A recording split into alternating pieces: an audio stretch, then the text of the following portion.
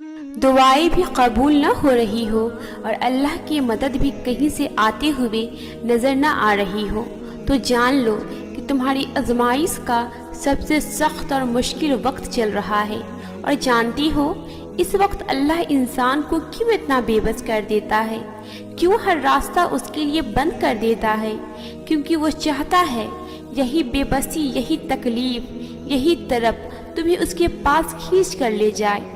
वो कहता है जब मेरा बंदा टूट कर मजबूर होकर मेरे पास आता है और सिसकते हुए बेबस आंखें और थका हुआ वजूद मेरे सामने मलियामेट हो जाता है और ये बताता है कि या अल्लाह बस अब थक गई हूँ, तेरी मदद की, तेरे जवाब की मुंतज़िर हूँ। या अल्लाह मुझ पर रहम फरमा, तो मैं अपनी रहमत के सारे दरवाजे अपने बंदे पर खोल देता हूँ। वो भी जिनकी दुआ उसने मुझसे की होती है और वो भी जो मेरी शान के मुताबिक है। क्योंकि आजमाइश जहाँ से मेरे बंदे के लिए तंग होती है मैं उसे वहीं से आसान कर देता हूँ, क्योंकि ये मेरा वादा है अल्लाह किसी जान पर उसकी ताकत से ज्यादा बोझ नहीं डालता। अल्लाह अगर तुम्हारे से सब कुछ ले ले तब भी वो तुम्हें कभी खाली हाथ नहीं छोड़ता। फिर ये कैसे मुमकिन है कि अल्लाह तुम्हें तुम्हारी किसी महबूब चीज से आजमाए और तुम्हें खाली सिसकता हुआ छोड़ दे? ये वक्त तुम्हारे लिए मुश्किल जरूर होगा, एक एक लम्हा मुश्किल होगा, लेकिन यकीन करो ये वक्त भी जल्द ही गुजर जाएगा। तुम्हें जो अभी हालात मुमकिन लगते हैं, लगता है कि तुम अब कभी संभल नहीं पाओगी, तो ये भी बस कुछ वक्त की बात है, क्योंकि अल्लाह तुम्हें अपनी जानिब आने का मौका दे रहा है। तो रुको मत, भाग कर चले जाओ उसके पास, रख दो अपना सर सजदे में उसके सामने और कह दो कि या अल्लाह तेरी जीत हुई और मैं हार गया अपना सब कुछ। उसको सौंप दो एक दफा, उससे कहो मैं राजी हूँ, तेरी रजा पर मैं राजी हूँ, तू भी मुझसे राजी हो जा। फिर देखना अल्लाह कैसे तुम्हें अपनी रहमत की आगोश में समेटता है। तुम्हें जो तकलीफ नाकाबिले बर्दाश्त है अल्लाह उसे कैसे सुकून में बदलता है, और जो तुम्हें नहीं मिला उसके बदले वो तुम्हें कौन कौन सी नेमतें देता है। तुम्हें उससे बेहतर नहीं बेहतरीन अता करेगा जो तुम्हें नहीं मिला। नहीं, परेशान नहीं होना, जिंदगी में बहुत सी ठोकरें लगती हैं। एक बात हमेशा याद रखना, कभी कभी अल्लाह आपको बहुत बड़ी बड़ी आजमाइशों में डाल देता है, इसलिए नहीं कि वो नाराज होता है, बल्कि इसलिए कि कभी वो आजमाइश के जरिए हमारे गुनाह धोना चाहता है, कभी कुछ सिखाना चाहता है और कभी उस आजमाइश को बेहतर अजर देना चाहता है। बस एक बात दिमाग में बैठा लो, जो होता है, जो भी सुई चुभती है उसमें भी अल्लाह की हिकमत होती है। और जिस दिन आपने ये बात अपने दिल को समझा ली और यकीन करना शुरू कर दिया, देखना जिंदगी कितनी पुरसुकून हो जाएगी।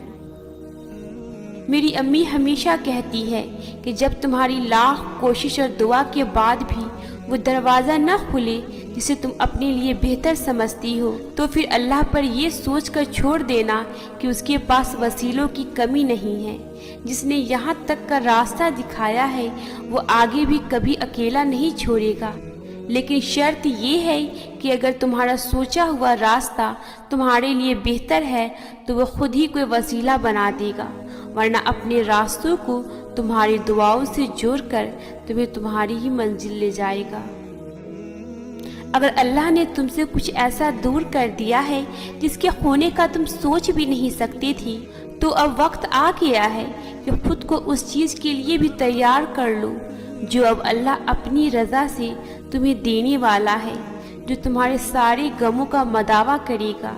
क्योंकि हमारी पसंद हमें तकलीफ दे सकती है, लेकिन अल्लाह की पसंद हमें सिर्फ खुशियाँ देने के लिए होती है।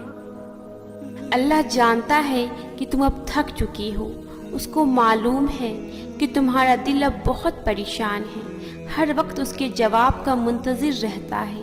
उसको पता है कि तुमने कितने सजदे तकलीफ में किए हैं, कितनी रातें बेसकूनी में उसके सामने बैठकर गुजारी है। उसको इल्म है کہ تمہاری اس خاموش دل اور نم آنکھوں میں کیا راز چھپا ہے، لیکن دیکھو تمہیں ابھی بھی صبر کرنا ہے، بہت صبر کرنا ہے، کیونکہ اب اللہ کا جواب زیادہ دور نہیں ہے، اب اللہ کی مدد زیادہ دور نہیں ہے۔ تمہیں گر کر پھر اٹھنا ہے، کیونکہ تمہارے اس صبر کا اجر اب تمہیں بہت جلد ملنے ہی والا ہے۔ تمہارے اس ٹوٹے ہوئے دل کے لیے اب کوئی معاوضہ ہونے ہی والا ہے، بس تھوڑا اور صبر رکھو، اللہ کی مدد بہت جلد تمہیں بچانے والی ہے۔ تمہارا ٹوٹا ہوا دل بہت جلد ایک بار پھر سے کھل کر ہنسنے والا ہے، کیونکہ سنو، اللہ تمہارے ساتھ ہے، اللہ تمہارے ساتھ ہے۔ تم کہتے ہو کہ جب وہ مقدر میں ہی نہیں تو پھر دعا کیوں مانگوں میں؟ تم یہ کیوں نہیں سوچتے کہ دینے والا مقدر سے اور تمہارے وسوسوں سے بہت بڑا ہے؟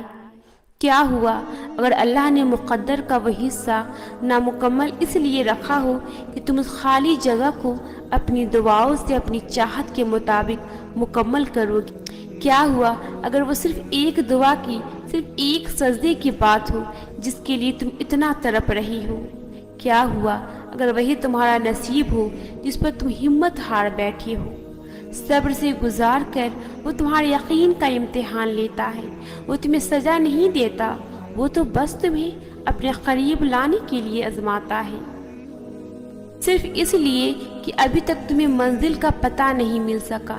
اس کا مطلب یہ تو نہیں کہ تم مایوس ہو کر چلنا ہی چھوڑ دو، صرف اس لیے کہ تم اب تک یہ جان نہیں سکی کہ تمہارے لیے کیا بہتر ہے اور کیا نہیں۔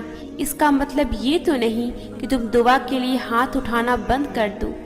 تم جس سے رابطہ رکھنا چاہتے تھے اس سے رابطہ نہیں ہو رہا تو اس کا مطلب یہ تو نہیں کہ تم اللہ سے ہی رابطہ توڑ دو۔ امید انہی کے لیے ہے جو یقین رکھتی ہیں، اور مایوسی انہی کے لیے ہے جو انتظار نہیں کرتی۔ کیوں خود کو اتنا الجھا رکھا ہے؟ ساری طاقتیں تو تمہارے اپنے ہاتھ میں ہیں، دعا کے لیے اٹھاؤ انہیں اور پھر دیکھو کیا نہیں ہوتا۔ تمہارا صبر تمہیں ان مقامات تک پہنچا سکتا ہے جس کا تم گمان بھی نہیں کر سکتی۔ اس کے لیے تمہارا یہ جاننا ضروری نہیں کہ آگے کیا ہوگا یا کیسے ہوگا، یہ کام تم اللہ پر چھوڑ دو۔